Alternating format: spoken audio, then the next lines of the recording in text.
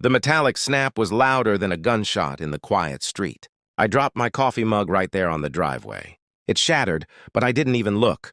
My eyes were locked on the woman in the visor and pink gardening gloves, holding my heavy-duty bolt cutter like a trophy. She'd just severed the chain lock on my Jeep's steering wheel. "What are you doing?" I finally managed to yell, running off my porch.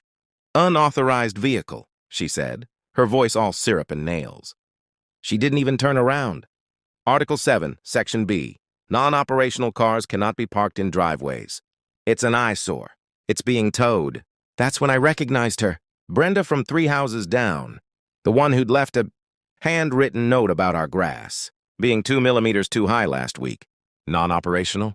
It runs perfectly. I just detailed it. I moved between her and the Jeep's door. "This is my property. You can't just cut my lock." She gave me a smile that didn't touch her eyes. "The HOA bylaws grant us the right to maintain community standards.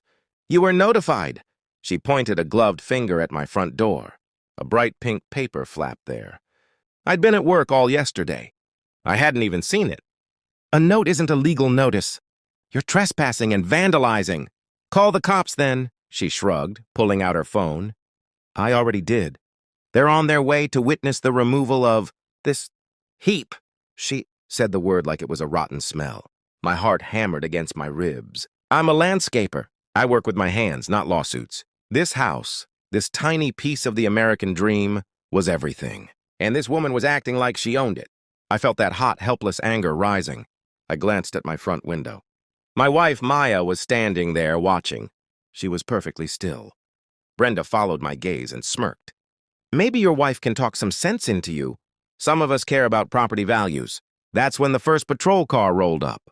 2 officers got out. Brenda fluttered over to them, pointing at my Jeep, then at me, her voice switching to a perfect tearful concern. Just trying to keep the neighborhood safe, officer. These abandoned vehicles attract crime." I started explaining, my words tripping over each other. The older officer held up a hand, his face tired. "Ma'am, do you have written authority from the HOA to confiscate property?" Brenda blinked. "I am the HOA vice president. This is my authority."